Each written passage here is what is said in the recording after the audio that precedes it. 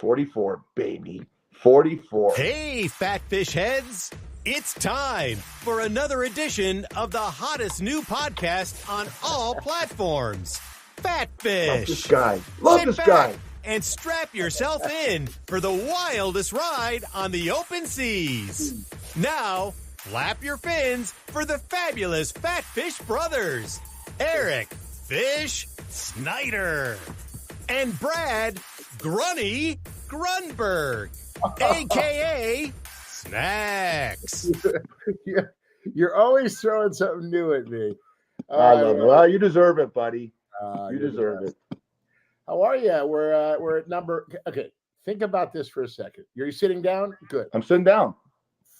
This is our 44th episode of Fat Fish Podcast. 44. Think about that for a second. Unbelievable. When did we start again? March 7th? February 24th. Right around the 1st of March. So we're heading towards, which would be around 52. We took a couple weeks off. We've done stuff, working. Yeah. Unbelievable. So it's been a great ride, buddy. I love it. We've just begun, baby. Sure has, man. So a lot of fun. I want to focus on family. I got emails. You know, Brad talks about his grandparents and his family. So I got some pictures of you and your family and your sister and brother and the picture you sent me, and we'll go through that in a little bit. But first I want to get to this. Okay. I want to get to this because this is important for all our viewers. People love our sports talk because you know the NBA, I know the NFL, and this weekend I'm going to put this meme up, and let's predict. This is wild card weekend starting tomorrow. So here's the games, Brad. We can stick our heads in there. You can stick your head to the right, and we'll go to the games. You let me know if you care about it or what. I have my thoughts, but the first game on Saturday, is the Cleveland Browns and the Houston Texans. Just a great matchup. Joe Flacco, the rookie C.J. Stroud. Who do you like? Gotta love Houston. They're on a roll. It's all about momentum. And gosh, Houston has really shown me something. I'm going to go with the Houston Texans. Yeah. Wow. Flacco's a great story. He's on his couch 4 weeks ago. Then this old guy, 39, comes out. I don't know why I think of Flacco and I think about Falco, Keanu Reeves' character in The Replacements. But I'm going the other way. I'm going to go with the Browns, and we'll tally this up, and whoever loses has to buy fast food for the other guy. So you better hope I lose. Did you say light up the Christmas tree? You said fast food. Don't say that. That gets me going, baby. Yeah, well, whatever you want, buddy. We'll go out to dinner. You might be in town for the Final Four in April, so that'd be great. Yeah. I love the Final Four. Oh, it's so great. You know that one song they play at the end? Oh yeah. What's that song? And they show they go through the entire tournament. One shining moment. One shining moment. And that's Luther Vandross, I think. Yeah. Oh, yeah. Right. That's a great song. Here's what we call a dichotomy.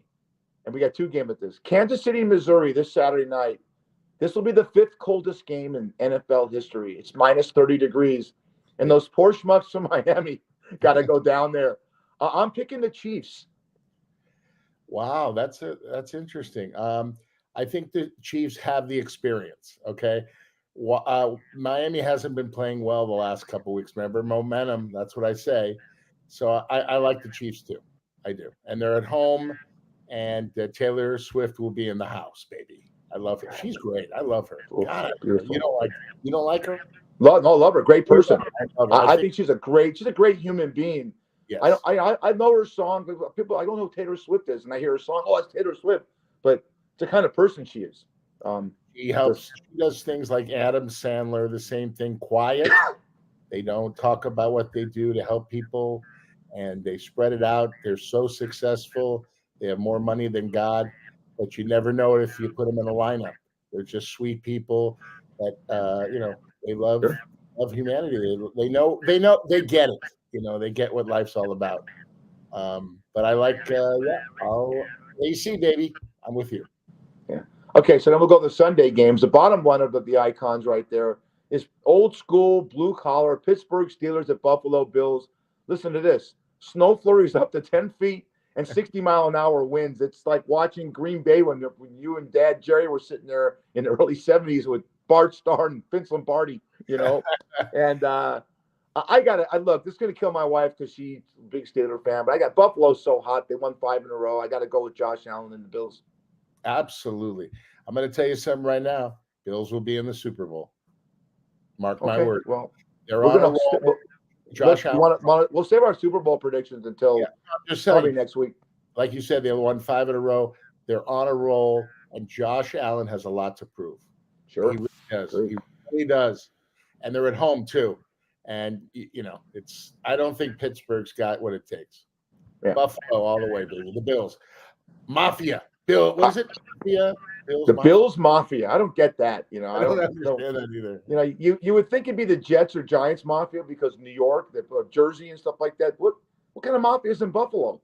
What do you do? They smuggle chicken wings into the stadium? I don't know what the fuck they do. Did you say chicken wings?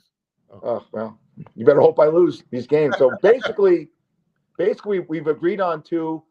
So I'll go the other way on one just to make it fun for our listeners and our viewers. Okay. To see what we do. So who buys who, what food, when, and where. Green Bay and Dallas. Wow. Green Bay is the youngest team in the NFL. They average 25 years. Jordan Love, last 6 games, 18 touchdowns, 1 pick. Dallas, Dak Prescott having a great game. I'm going to go with the upset. I'm going with the Packers. Wow. No, I got to go with the Dallas Cowboys. I mean, Dax is, he had that terrible injury a couple years ago. They're in Dallas. They have a lot to prove. And Green Bay, Dallas, oh my God, the rivalry there. But I got to go with the Dallas Cowboys, baby. And by the way, I'm going to win a lot of these predictions. You might have to get a second job. Right? You might have to get a second job just to pay for my meal. No, I'll take it to an all-you-can-eat buffet they have over for $19.99. Then they'll 86 us after we get there when they see you clean them out. Ram, here's a great one. Here's what we call drama. You are a famed actor, 120, soon to be many more acting performances. You're going to take a slice out of Hollywood this year, right? Rams in Detroit. Who was the old Detroit quarterback? Matthew Stafford plays with the Rams. And you know this, Brad. And the old Ram quarterback, Jared Goff, plays with the Lions. This is a most intriguing game of the 6 matchups we have. I'm going to go with the Rams. I'm going with my hometown. It's interesting. I think I got to go with you. I think I'm going to go with the Rams too. But I have to say, Detroit has made it this far. It's unbelievable. I mean, they're always the laughing stock of the bunch, but it's going to be a great game with the quarterback switching teams, all that good stuff. But I'm gonna go with the Rams. I'm gonna go with you. Okay, so we shits and giggles. I'm gonna take Detroit. How's that? We're both fine. That means that we'll wrap it up when we get done with Philadelphia and Tampa. But right now we're picking against each other on 3 games. That's perfect. Here we go. Monday Night Football is Philadelphia, Tampa. Philly was 10-1. They've lost 5 of their last 6 games. And you got Tampa. Baker Mayfield's had he's revisited Jesus. This is amazing how great this guy is playing. You got to go first. I'm tossed up about this game. Baker Mayfield is amazing. He has a lot to prove, but I got to go. One of my dear friends lives in Vegas, Lisa Vickery. She is a huge, you met her at your restaurant. She came in for a couple of oysters on the shell. She's the sweetest girl. She's a huge Philly fan, and I'm going to go with the Phillies. I'm going to go with Pittsburgh Eagles. Philadelphia Eagles. I'm sorry. I'm thinking about lunch. I'm thinking about. I know you're going to say that. Yeah. No, I'm going to go with the Philadelphia Eagles to beat Tampa Bay. That's it. I think Philly, they got a lot to prove. Oh, after last year, oy vey, So I'm going Philly too. So so you got Texans, I have the Browns, you have Dallas, Brad, I have Green Bay. I have the Rams, you have Detroit. So that's archived So we'll That's see. right. We'll see how we do, and then we'll tally it up. All right. Before we get into some good stuff about family and what we're doing and slices of life, we had Steve Haberman on last week. Before we get to another thing I want to bring up, and I read that script that he wrote. I don't read scripts twice. I don't have that much time. Get that done this year, Brad. That is going to be phenomenal. And if you have a spot for me in there. Okay, here's the story with you. I'm going to tell you how it's going to go. I know you know some people in high places. So you're going to help us, raise some of the money for this movie. And I'm playing the guy in the pizza parlor, and I have a sidekick. That's you, sir. That is you. So you don't have to ask any more. Is there a part for me? What am I going to play? We got something for you. We want you in the movie. Steve Haberman and I talked after the podcast last week, number 43. And he said, I love Fish. He's great. I go, he's a character. He just has to play himself. And so, hey, look who's back. Jesse. Is Jesse What's up, Eric? I was in Vegas going to your restaurant. Had to go to Phoenix, but I'll see you saying, yeah, I'm going to get him on our show. That guy, I love him. We will get him on the show. All right. So we got slices. We got something happened this week that I need you to chime in on because it hasn't happened. When you lose, I consider Steve Kerr and I. Imagine Steve Kerr, Phil Jackson, and Red Auerbach of the Celtics all retiring within 24 hours. Okay? Yeah. You had Pete Carroll out in Seattle, Bill Belichick, argue what you want, but one of the best coaches in the history of the NFL, and the best coach in the history of college football, wins-wise, Nick Saban. I like it when you say people should retire.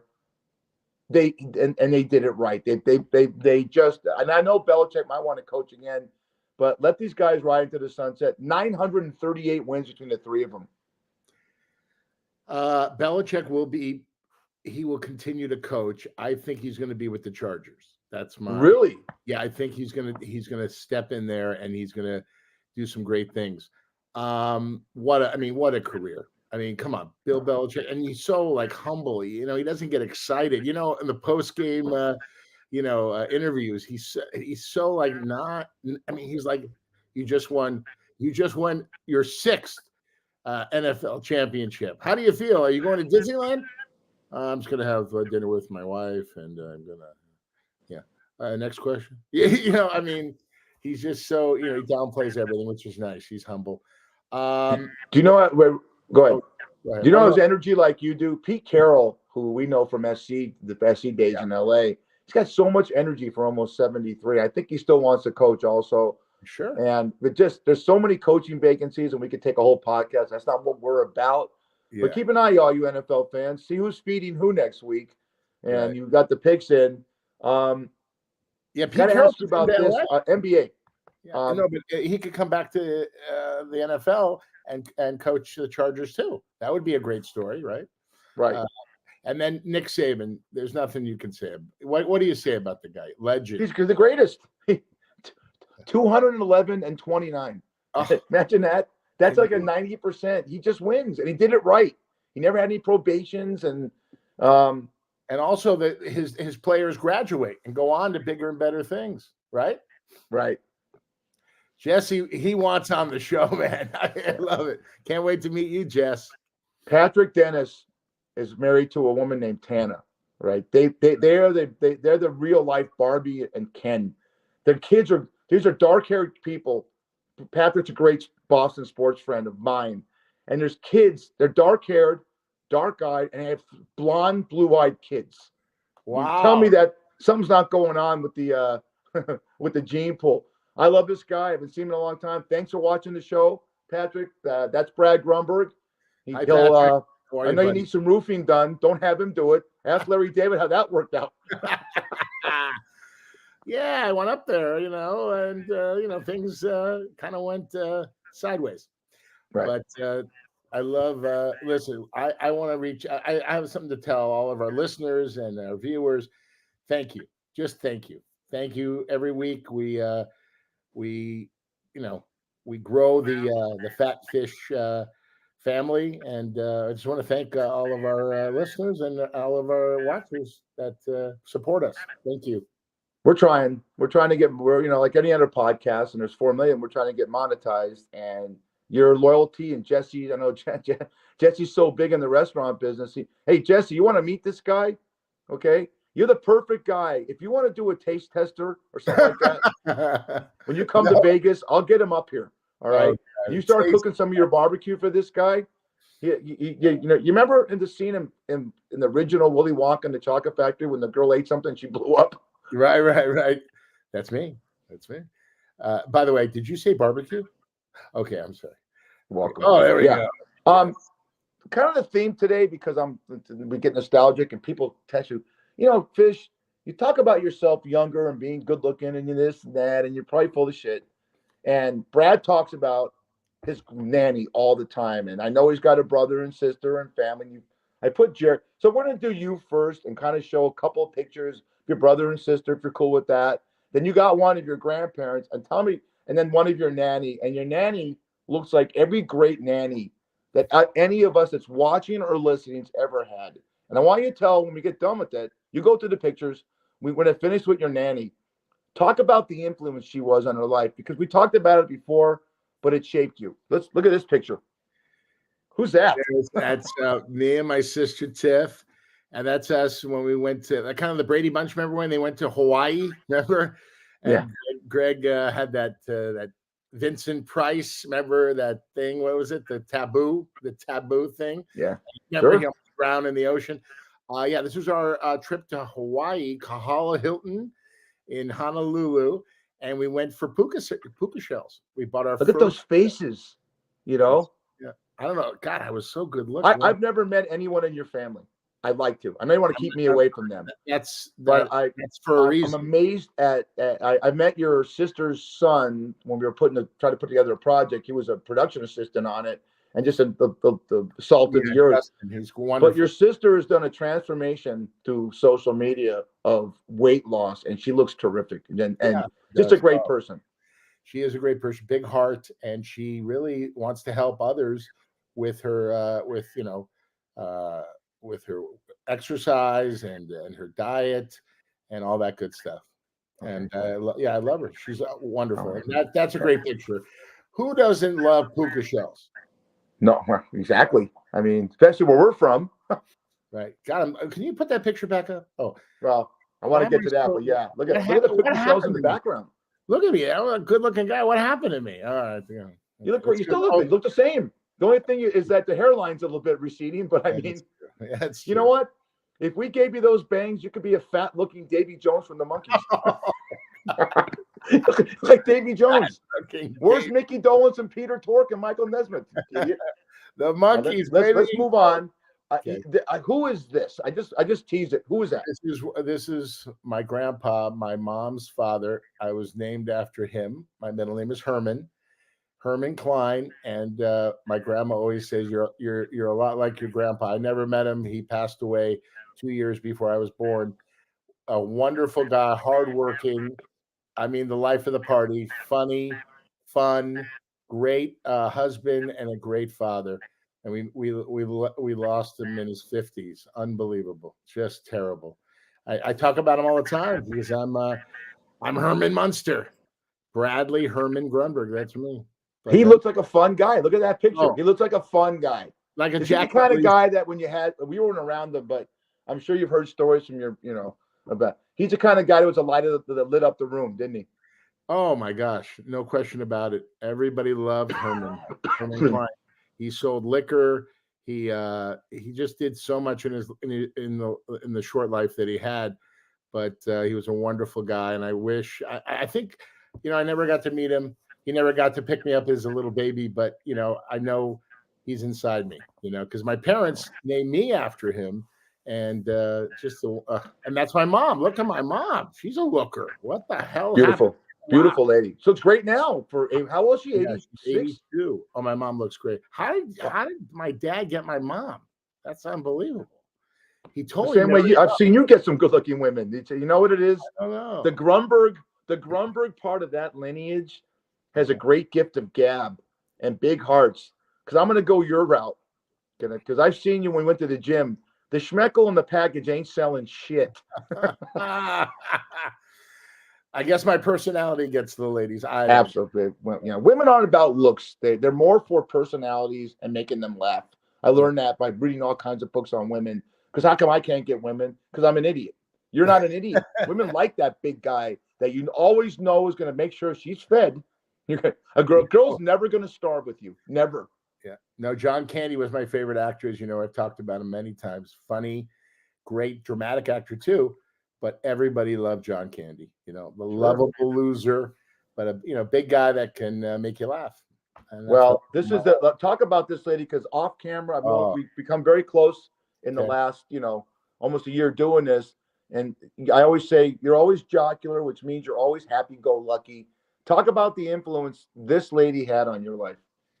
Oh, that's my nanny. That's Helen Nanny Klein. She lived till 90. She was my best friend. Of course, I was her favorite. But it wasn't that I was trying to be her favorite. I was just me. And I loved my grandma. And she did things with me. Like there's a picture of me and the Tropicana girls in their bikini. We had that on. Yeah. I've shown that. And I had to bribe her to do that. And I had to do it twice because when I first did it, all the pictures were overexposed. So I had to take her to Reuben's Prime Rib twice. And she loved it because $15.95 prime rib, warm bread, dessert, salad and soup. Oh, she went crazy. And she loved the food, but it was, and then you know what she told me at the end? How much did you tip? I go, Nanny, yeah. She always was worried I gave the waiter or the waitress too much. So I always told her what she wanted to hear. Oh, Nanny, I just gave him $5. Okay, good. The service wasn't that great, So, but she was the light of my life. And I think you have one more. The next picture is. I don't have that. It wouldn't download. We'll wait till next week. We're going to do some more. Okay. The picture of me and my grandma, and I'll get it for a future show. We're wearing jerseys, baseball jerseys from the Eager Beaver. Demi Moore from the movie Striptease, 1996. And this is a great story. So I took my grandma to my first premiere, and I got to keep the jerseys after the movie wrapped. So I put one on her and one on me, and we walked into the premiere, and people were going crazy. They're going, no way. My grandma did anything I asked her to do because we had so much fun. And interesting, the premiere was in June, and we had a great time. And then she passed away in August, a couple months later. But here's the great thing. I got to do everything with her one more time. Everything we love to do, every place I took her, her hair, Andre Spaghetti on 3rd Street. Oh, yeah. You remember that? Yeah. That was her favorite place because you didn't have to tip, and it was cafeteria style, and she loved the spaghetti. And she'd always make the person behind the people that worked behind the counter, always made them go and get fresh gravy. The spaghetti sauce. They had to go in the back to get fresh gravy because the gravy that they had out there wasn't good enough for Nanny. They had to go back and of course, every time we paid and I always let her go in front of me to find a table. I'd always put in about a 10 or a 20, for the crew. So, but she never saw that, thank God. What life lesson did Nanny Klein give you that you think shapes your personality the most? Well, a couple of things she told me, and I didn't listen to her. Put away for a rainy day. Don't be a drunken sailor with your money, okay? I'm not a drunken sailor, but I eat a lot, so I guess maybe that's the same. She said, "No good." She always told me, "You're too much like your grandfather. You're too much of a goody-goody. You gotta not be so good because no good deed goes unpunished." And I have learned that last year more than ever. I have stopped. Yeah, I have stopped that. And she always said, and on her, I got to design her tombstone, and I put on there, "You should only sei gesund," because that's what she said to people that she loved every day, and that means that's Yiddish for "you should only live and be well." I learned Nice. so much from her, and and she's with me every day. Good. We got some breaking news. Look at I'll read that. My book will be out in 60 days from Jesse Hearns, and I want your show to be the first interview for my book, which is called, quote, No More Silence, Not the Truth Shall Be Revealed. And then he says the movie will come out soon after. Look at this one. The book is going to blow up your rating and followers overnight. We're in.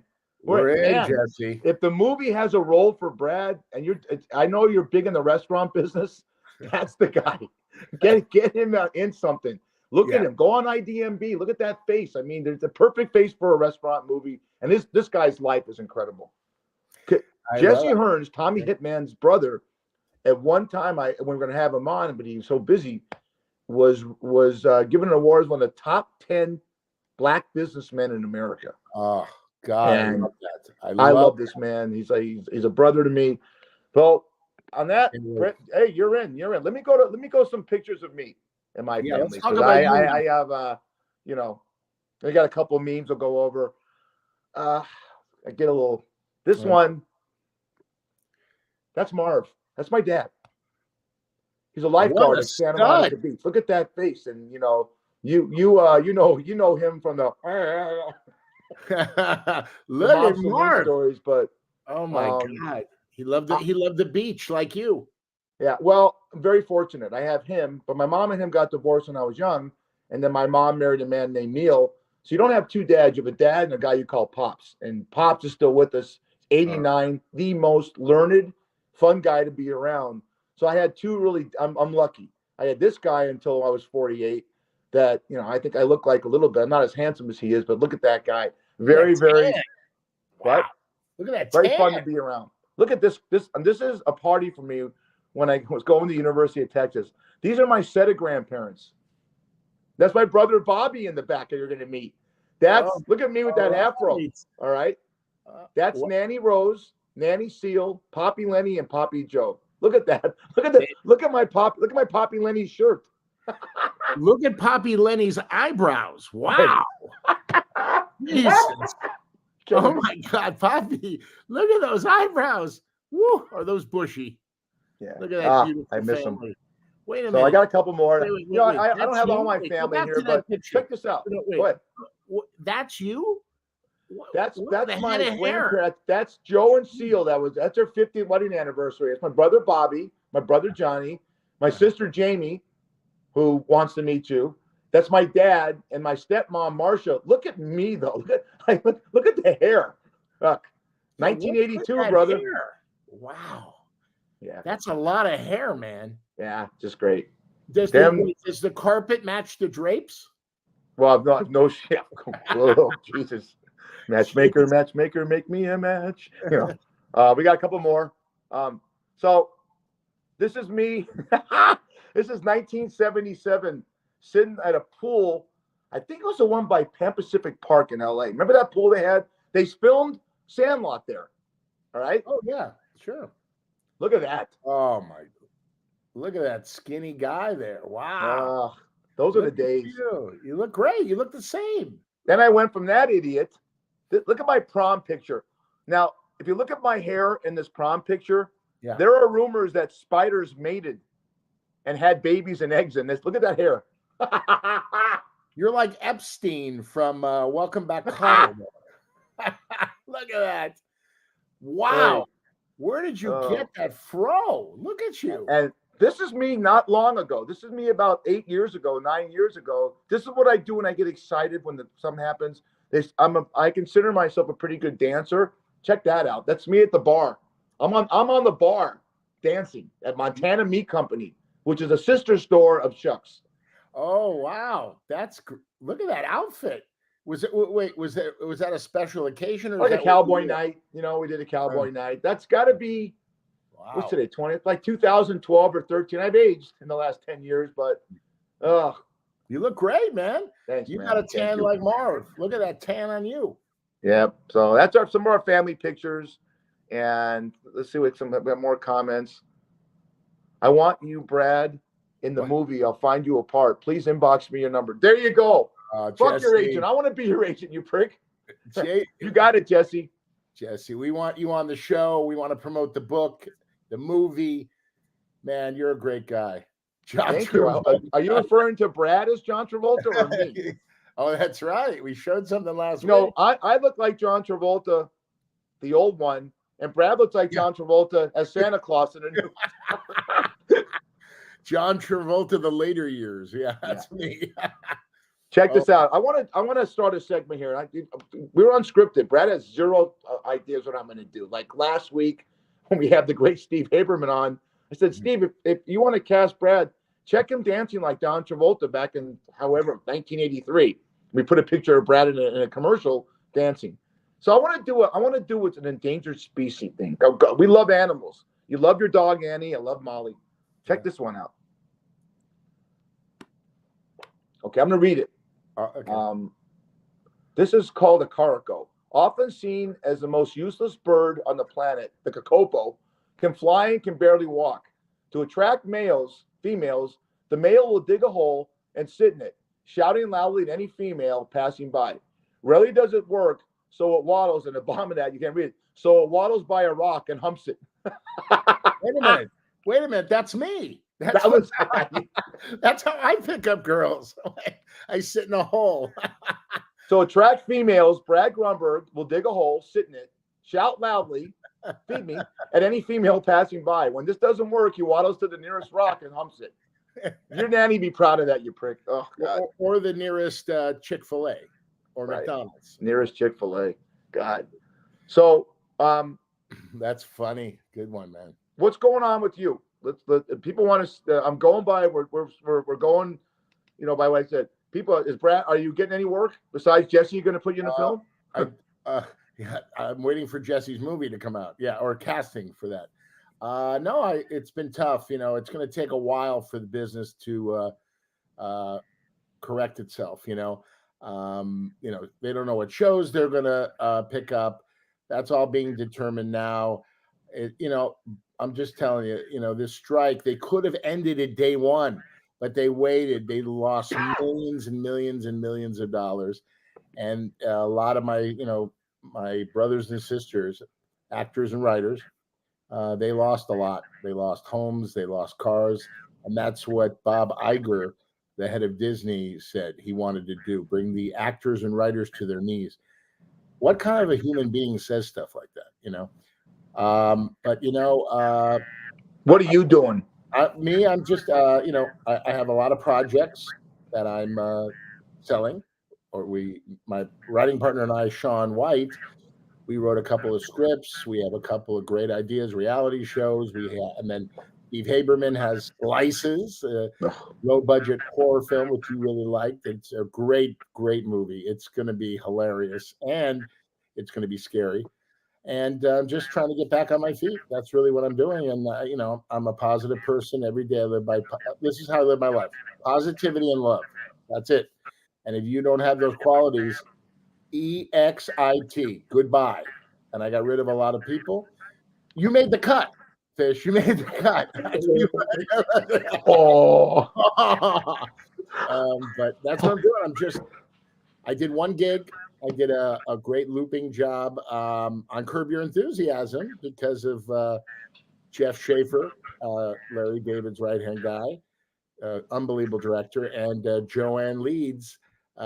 She's the sweetest, great writer, great actress, and she heads the Loop group. But now Curb Your Enthusiasm is done. 12th season in the books. Starts February 4th on HBO. Everybody, I saw the trailer. Check that out. It's hilarious. Larry is at his best. So, I did that. And, I'm waiting to hear. A low-budget movie wants me. Offer only, Fish. Offer only, which is I don't have to read. They saw my my reel. My manager, Laura Rosenstock, she got that audition for me. Or not that audition, but the project. They wanted me and set my acting demo reel over. So we'll see what happens there. I just want to start acting again, get things going, get back on, on the right track and just get the business back to what it was. even before the strike, the business was not what it used to be for me. So Well, if you want to start acting, act like you want to be on a podcast and stop thinking at your watch and your family and saying when Grubhub's going to show up. Because I got a great, I tease the show today about what we're watching on TV because I do a lot of I get weird. Like if I'm not writing or doing something, working out, I'll see something and I'll try and binge watch a lot. But we're going to segue from this. Do you ever see this movie? Did you ever see Bronx Tale? Oh, great movie. Great movie. Yes, I did. Listen, kid, nobody cares. Worry about yourself, your family, and the people who are important to you. That's Sonny talking to Colangelo. Yeah. That was a great line. This is the 25-year anniversary of The Sopranos, and they're blasting it out on HBO Max, and you got to tell everyone out there. I know you've done it on past shows because all they're doing is great testimonials and tributes to James Gandolfini. And start because my dog wants to go outside and she's jumping on she's gonna go right by the window. Go talk about James Gandolfini, what he meant to you. James Gandolfini was such a special guy.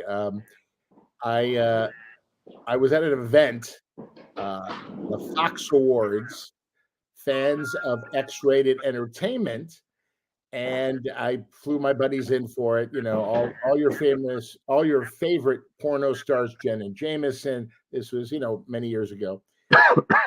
And I was with my buddies. It was at the Mayan Theater downtown. And, basically they give out awards for, the fans give out awards for their favorite performers. And I'm standing by the bar with my buddies and I go, oh my God, there's the guy from True Romance. And I go over to him. I go, how you doing? I'm Brad Grunberg, aka Snacks. I go, my buddies want to meet you. So he came over, the nicest guy in the world.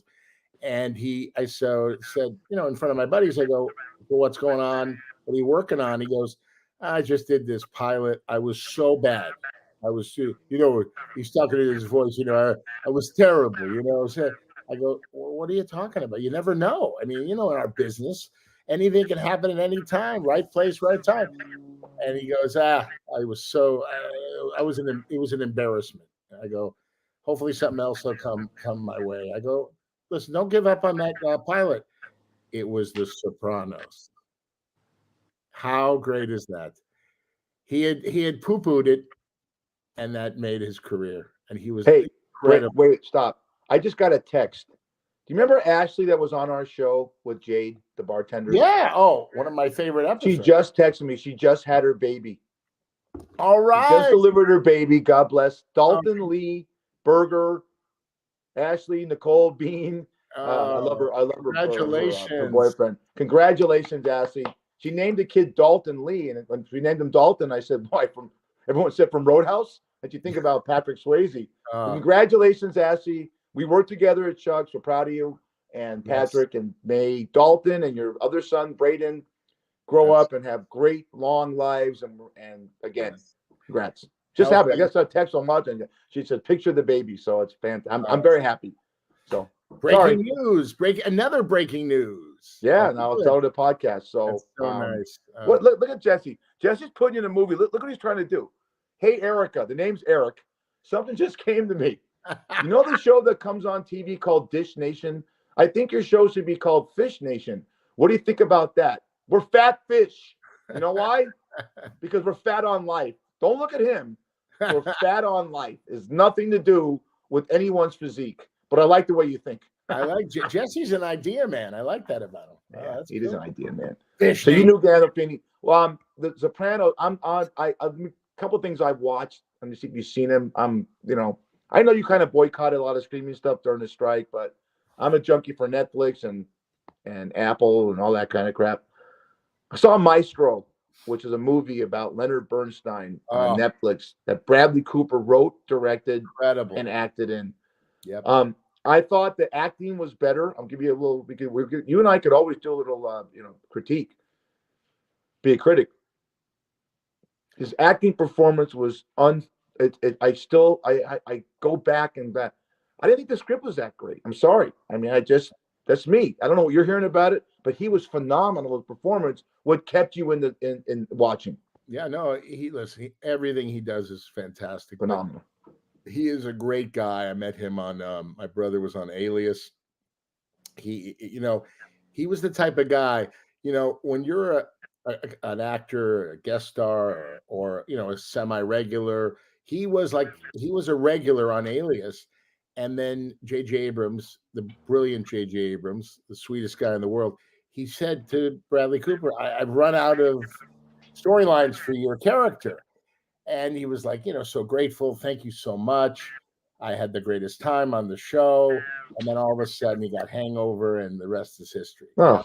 So you never know how things work out in life, And then you find out when that's you right. talk He's about the phenomenal. actors and stuff, a lot of people that are assholes.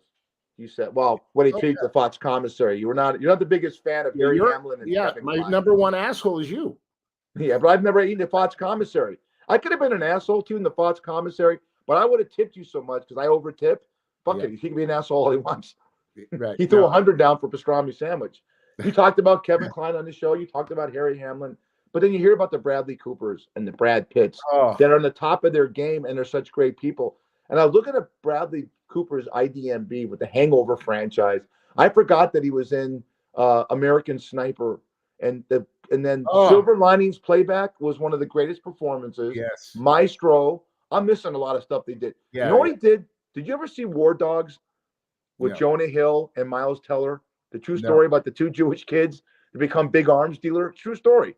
He has a cameo in that and steals a fucking movie. I'm telling you right now. You have a lot of time on your hands, Fish. No, I watched War Dogs years ago.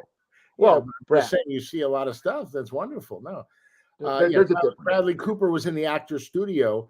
I don't know if you ever saw it. Mr. Robert De Niro was on, and the actors watch. If you watch that show, it was phenomenal. And he asked Robert De Niro a question, and he was a student at the Actors Studio in New York, and he was in the gym, man, as an actor. He did what he had to do to become a phenomenal actor. He learned the craft, and he's just a sweet guy, and he's just so humble. Another guy, he's a guy who could sit with us in Chucks and just chop it up about life, his career. Just a big sports fan, huge. Just like he's in the Eagles.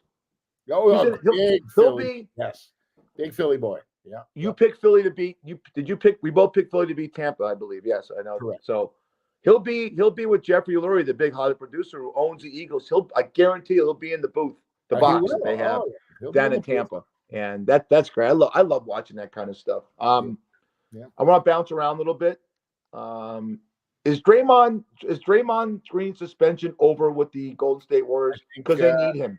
I think they do need him. Yeah. And he admitted, he said, I let my team down. I don't know which game he's coming back, but it's coming to the end. But Draymond has to control his temper. He's got I'll tell you, they signed him because he's great. And, Steve Kerr wanted to keep him on the team, and he signed a $100 million contract. And how many games has he played? It's ridiculous. But I love him. I love Draymond because he's crazy good. The people that are crazy, but they're good, that's what he is. He's such okay, I'm a little crazy. But what a defender. Unbelievable.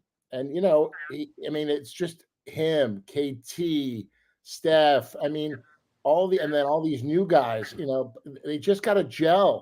And they haven't had time to all play together, And I still listen. I haven't given up on my Dubs.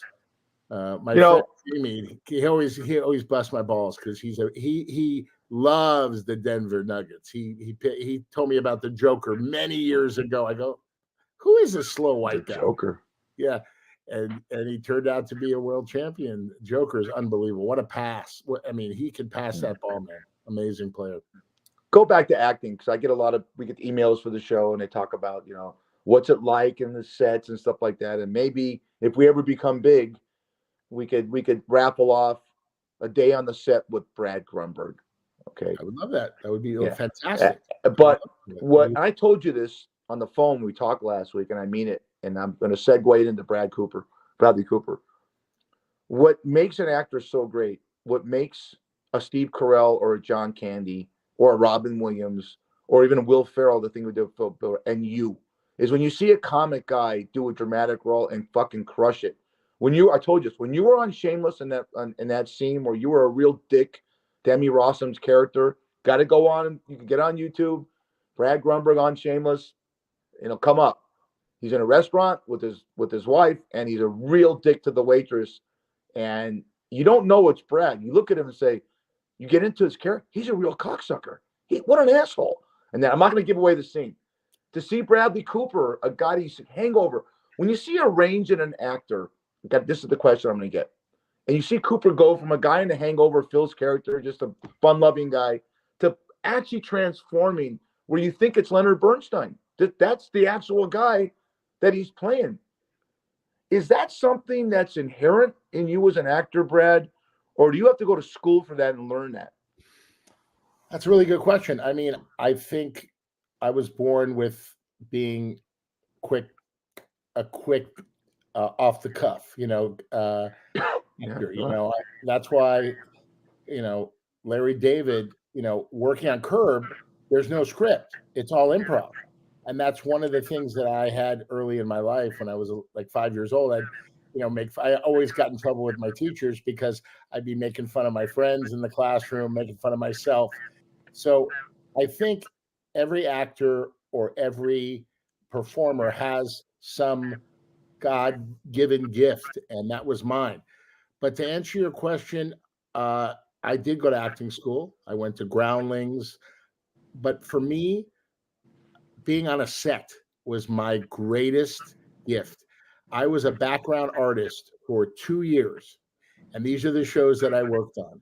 Murder, She Wrote, Jessica Lansbury. I watched her every day, how she treated the crew, how she treated other actors.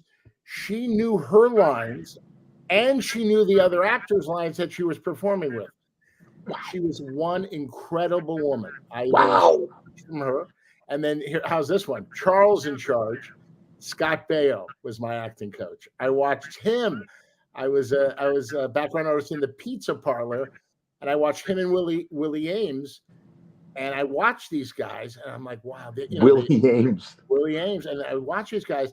They were so cool. They were so nice. But Scott Baio, the star of the show, again, so amazing to the crew. But he knew his lines, and he was just such a likable. Chachi Arcola, from Happy Days. I mean, remember, how's this? Bugsy Malone. How's that one for you, buddy? Remember him as the mobster, Bugsy Malone? And that, he's a childhood actor. So I learned more being on a set, because acting class is different than being on a set. So I hope that answers your question. Well, the question is, you're natural, and and I'll bring it up. It runs in your blood. Trust me. You have people in your family that are great actors, and it runs in your blood. And I just think if you have it, what an it factor that is. That's a huge it factor. It's the same thing when I hear George Clooney compare himself to athletes. No, because this weekend when a guy throws an interception, he can't say, cut, let's do this over again. All right. But where they compare themselves to athletes, if you're a great actor or actress, you're a performer, and you have that it factor, you have it, Cooper, other great ones, that they can do any kind of role, that's your superstar athletes like Steph Curry, Kobe Bryant. They have something. LeBron James at 13 years old is getting contracts because, wow, this guy's going to be great. Tiger Woods, how old was Tiger Woods when he got his first contract? 5? Yeah.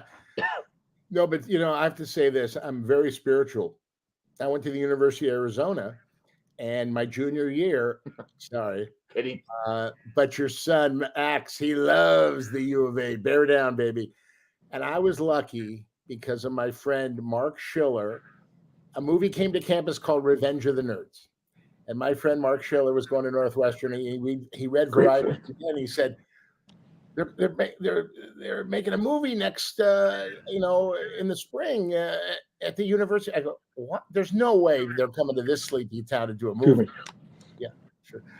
So I wrote Peter McGregor Scott, The Sweetest May Change My Life. He was the producer of the movie. Very sadly, he was killed in a car accident, a taxi accident in New York City. The most wonderful man. He got my letter. back then in the 80s, we wrote letters. And he said, I got your letter really well written. I didn't write the letter, of course. My friend Mark did. And he said, when you get back for the spring, you look me up. I don't think you want to work on my film. You want to be in my film. So he had me read for a part. And it was just me and my buddy from my fraternity, Taylor Samuels. We were just these goofy guys, the Plaid brothers.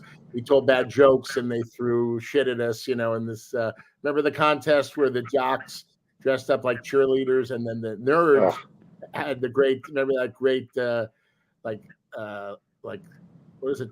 What's that music? The Tronic, the electric Tronic. Yeah.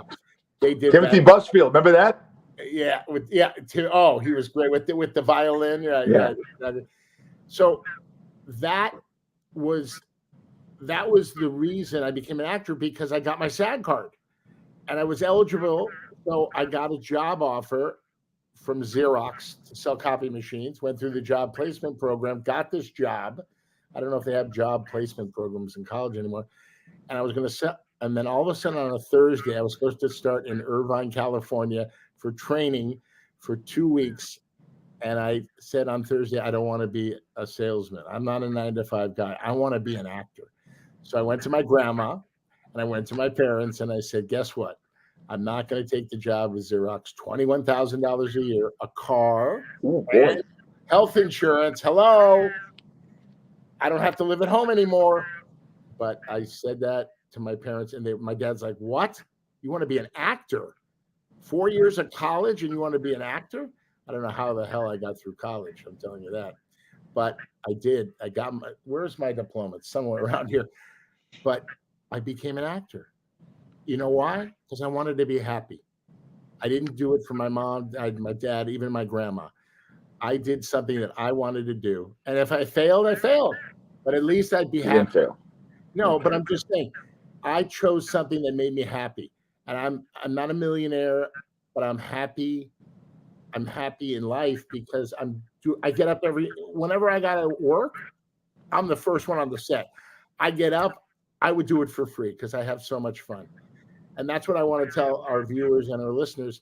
Find something you love. The money will come. I have friends that are multimillionaires and they say to me, you had guts to do what you wanted to do. I have a lot of money, but I'm miserable. I wanted to do this, but I did that. Yes, I became successful, but I'm not happy. Money does not buy happiness. So yeah, you brought Revenge of the Nerds, one of the classic comedies of all time. The greatest line, one of the greatest lines. You had Robert Carradine on a podcast you did with Lauren Francesca, and I wanted to chime in and write something because I was watching it live. But the greatest line is when his character goes down on the head cheerleader girl that's married to she's dating the big football star, and they get up. She goes, "Oh my God, you were so great." He goes, "You know why?" He goes, "Because all jocks think about is sports, and all nerds think about is sex." I just love that line. It was so great. Great line, right? True. Louis Slotnick. That was his character's name, Louis Slotnick. Look at this. Timothy Busfield. Anthony Edwards is in that movie. Yep. You talk about that. Ed McGinley. If you've never seen the movie, he's talking about the jocks versus the nerds in like an Olympics. You remember the scene where they had the arm wrestling and Booger pulls his nose, pulls a booger around? When they did that belching contest, and Booger. I know you worked with this guy because I met this guy at Mom's Saloon. Donald Gibb played Ogre. Oh, what a great guy! What a gentle giant. That belching contest with him. What's Curtis Armstrong is the name of the actor. Armstrong, yeah. By the way, go back. Was Willie Ames in 8 Is Enough? That's where I know him from. Yes. Yeah. By the way, yeah, and by the way, Curtis Armstrong has had some of the iconic roles. Remember, he was in Risky Business. Oh, it's great. Yeah, Joel, I want you to meet my cousin from Skokie. You want to get him laid. And then he was in Revenge of the Nerds. He was in Moonlighting. I mean, Curtis Armstrong, one of the nicest guys. But I saw, this is a great story about Donald Gibb. So I saw him in an audition. So I went up to him. I go, I don't know if you remember me, but I was in Nerds. Remember, I was one of the Pod Brothers. He goes, come here. He took me away from all the people, all the other actors. And he goes, that was the greatest night. That was the greatest gig of my life because they were movie stars on a college campus coming from Hollywood. Let me tell you something. They partied Oh, like rock stars. They went to dirt bags every night. That was their college bar. They did it up.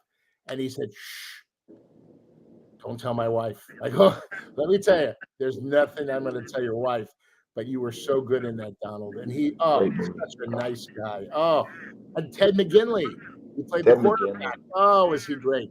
I know his wife. I worked with her, Gigi. I worked with her on a couple of movies. She's great. But Would you agree, before we get out of here, get us out of here? yeah, sure.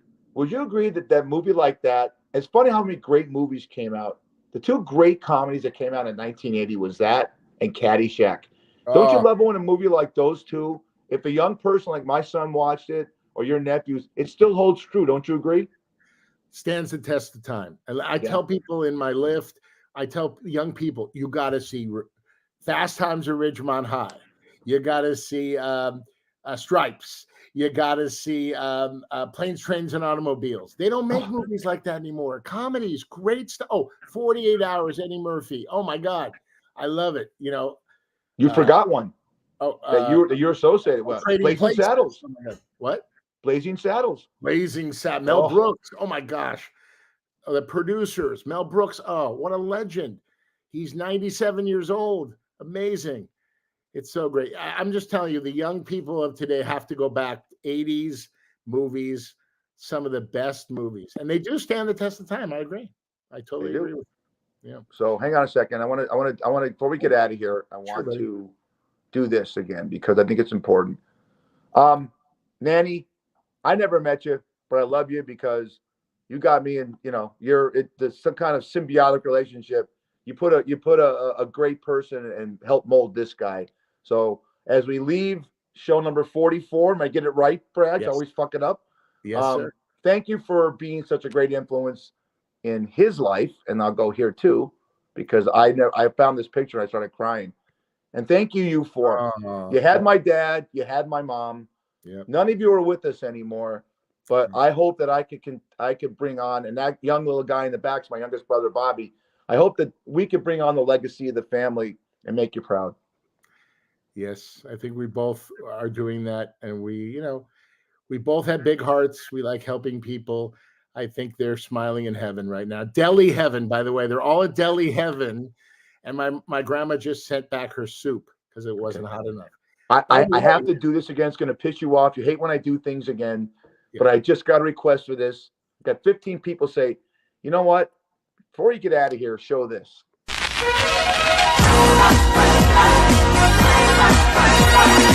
It's a blast from the past. All your favorite arcade games like Asteroid, Centipede, Defender, and Galaga. So polish up your old moves. You'll need them to survive the arcade classics. Now available in 2-in-1 game packs for Game Boy and Super Game Boy, baby.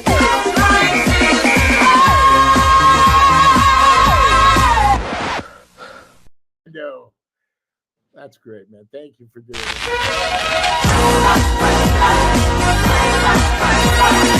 It's a blast from the past. All your favorite arcade games like Asteroid. By the way, I want to end with this. It's a pea-sized amount of Lumi applied between your butt cheeks like this. I will demonstrate. Just kidding, I won't. Like this. We put Lumi to the test and compared it to a shower. 12 hours after a shower with soap and water, the average crotch has... We're having problems. I know. Don't do anything else. Let me speak. Yeah. At the end of, we bring Dave Linden in to close it out and to take us out. At the end of it, there's a laugh. That's my grandma's laugh. The cackle, we called it. And thank you, Fish. I love you, buddy. Number 44 in the books. Dave Linden, take us home. Wait a minute. We got your dancing twice, and we got a chick talking about smelly body parts. Why not? Let's go eat and shower, buddy. Let's do it. Dave Linden, You've been listening to the Fat Fish Podcast, heard on all your favorite platforms. Until next time. That was great. Oh my Love you, buddy. That was great. See you next week, everybody. I'm hungry.